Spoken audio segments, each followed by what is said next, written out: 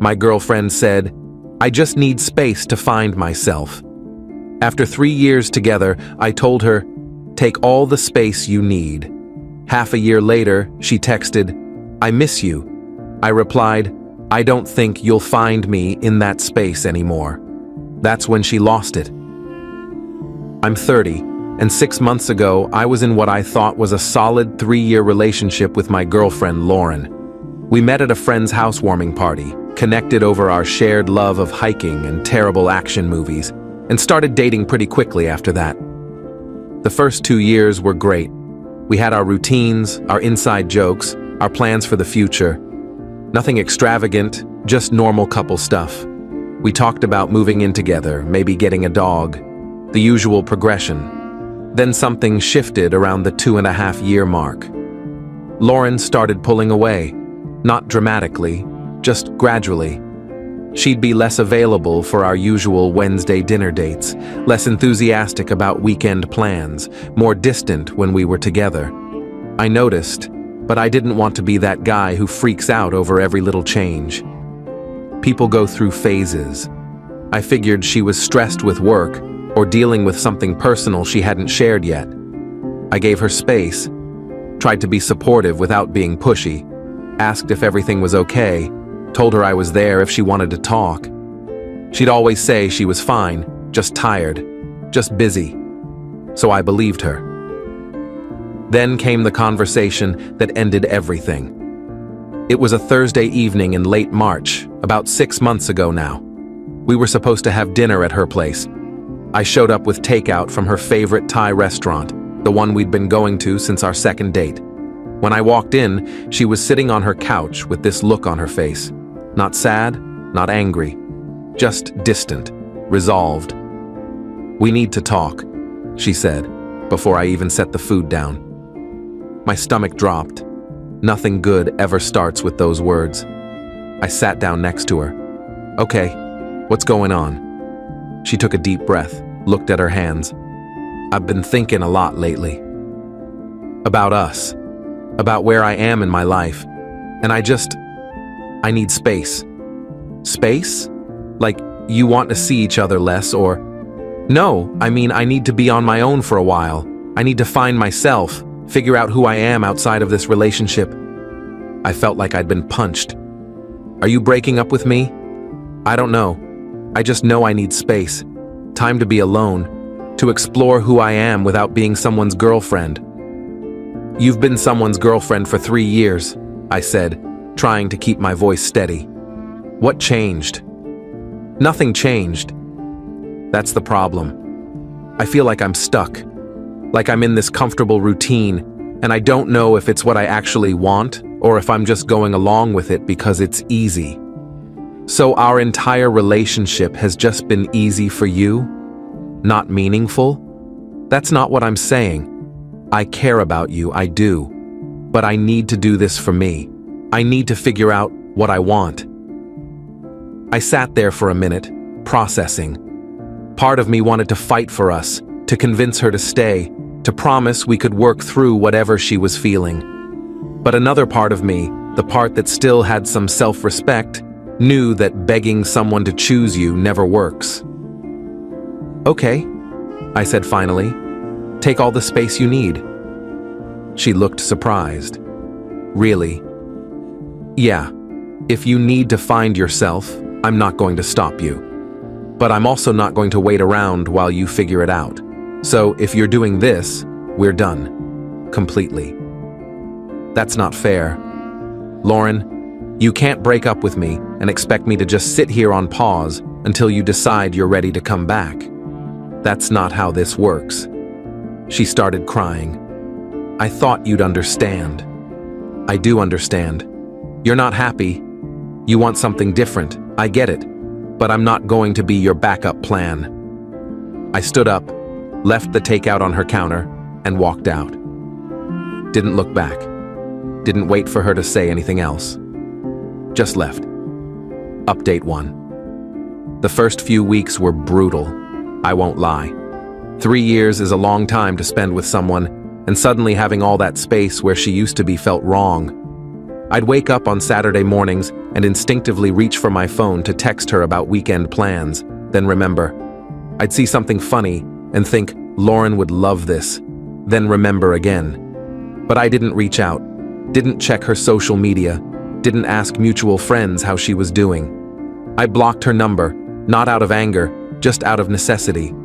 I knew if I saw her name pop up on my screen, I'd be tempted to respond. And I couldn't do that to myself. Instead, I focused on moving forward, started going to the gym more regularly, picked up a photography hobby I'd been putting off, reconnected with friends I'd been neglecting, basically did all the things people tell you to do after a breakup, and surprisingly, they actually helped.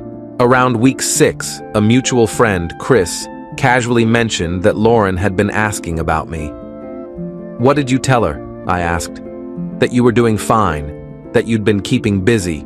She seemed, I don't know, surprised, like she expected you to be more torn up about it. "Did she say anything else?" "She asked if you were seeing anyone.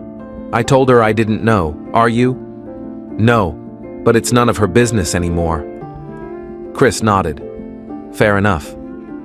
That conversation stuck with me. The fact that Lauren was checking in on me, trying to gauge how I was handling the breakup. Part of me felt validated. She was clearly thinking about me, maybe even regretting her decision. But another part of me felt annoyed. She'd made her choice. She didn't get to have it both ways. Update 2. 3 months in, I actually started dating someone.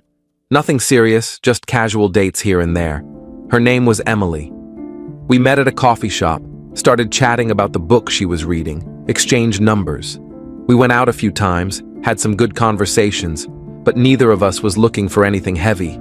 We kept it light, and that was fine.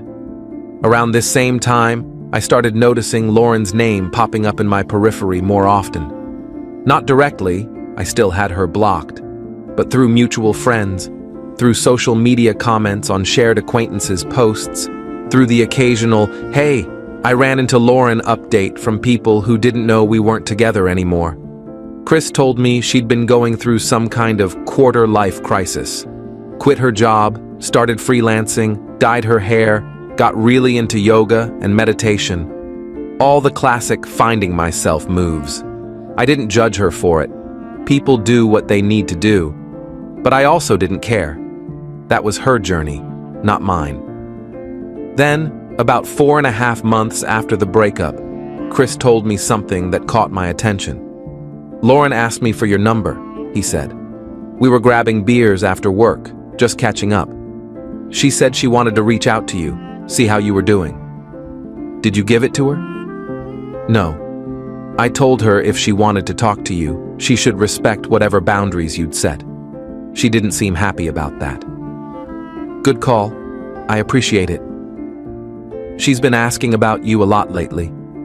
I think she's realizing what she gave up." I shrugged. That's not my problem. But internally, I knew it was coming. The text, the call, the inevitable "I made a mistake" message. I'd seen it play out 1,000 times in movies, heard it from friends who'd gone through similar situations. The person who asks for space always comes back, usually right when you've started to move on. I prepared myself for it, told myself I wouldn't respond, wouldn't engage, wouldn't give her the satisfaction of knowing she still had any effect on me. Update 3. 6 months to the day after our breakup, my phone buzzed. Unknown number. I almost ignored it, but something made me check. "Hey, it's Lauren. I know you blocked me, so I'm texting from a friend's phone. I miss you. Can we talk?" I stared at that message for a solid 5 minutes. Part of me felt vindicated. I'd called it. She'd done her whole finding myself thing and realized the grass wasn't greener. But another part of me felt nothing. No anger, no satisfaction, no longing, just nothing. I typed out a response. "I don't think you'll find me in that space anymore." Sent it. Blocked the number. Went back to what I was doing. 10 minutes later, my phone rang. Different unknown number. I picked up, already knowing who it was. What the hell does that mean? Lauren's voice, sharp and upset. It means exactly what it sounds like. You wanted space to find yourself. I gave it to you, but I used that space to move on. You're not going to find me waiting in the same place you left me. So that's it? You're just done after everything we had? Lauren, you ended us 6 months ago. I didn't. You made that choice, and I respected it. But I'm not going to undo 6 months of healing just because you're having regrets. I'm not having regrets. I miss you. I miss us. I thought maybe we could try again. Try again? Based on what? You haven't changed. You just got bored of being alone. That's not fair. Isn't it? You wanted to find yourself, did you? Because from what I've heard, you've been checking up on me, asking mutual friends about my life, trying to figure out if I'm still an option. That doesn't sound like someone who's figured anything out. That sounds like someone who's scared they made a mistake. She was quiet for a moment. Then, maybe I did make a mistake. Maybe you did. But that's not my problem anymore. I'm not your safety net, Lauren. I'm not the guy you come back to when your experiment doesn't work out. I didn't think you'd be this cold. I'm not cold. I'm just done. There's a difference. So you don't have any feelings for me anymore? At all. I thought about that. Honestly thought about it. And I realized the answer was no. Whatever I'd felt for her 6 months ago had evaporated over time. Not because I'd tried to kill it, but because she'd walked away and I'd had to learn to live without her. No, I said. I don't. She started crying. I can't believe this. I can't believe you're just throwing us away. I'm not throwing us away. You already did that. I'm just not picking it back up. She hung up on me. Update 4. Over the next few weeks, Lauren went into full meltdown mode. I heard about it from multiple people. She'd been texting mutual friends, crying about how I'd changed, how I'd become heartless, how I'd led her on by being so supportive when we broke up. Chris called me about it. She's telling people you promised you'd wait for her, that you gave her the impression she could come back whenever she was ready. I never said that. I explicitly told her I wasn't going to wait. I know. I was there. I'm just warning you, she's spiraling. She's making you out to be the bad guy. Let her. People who actually know me know the truth. And that was the thing. The people who mattered knew what really happened. They knew Lauren had ended things, that I'd given her the space she asked for, that I'd moved on respectfully.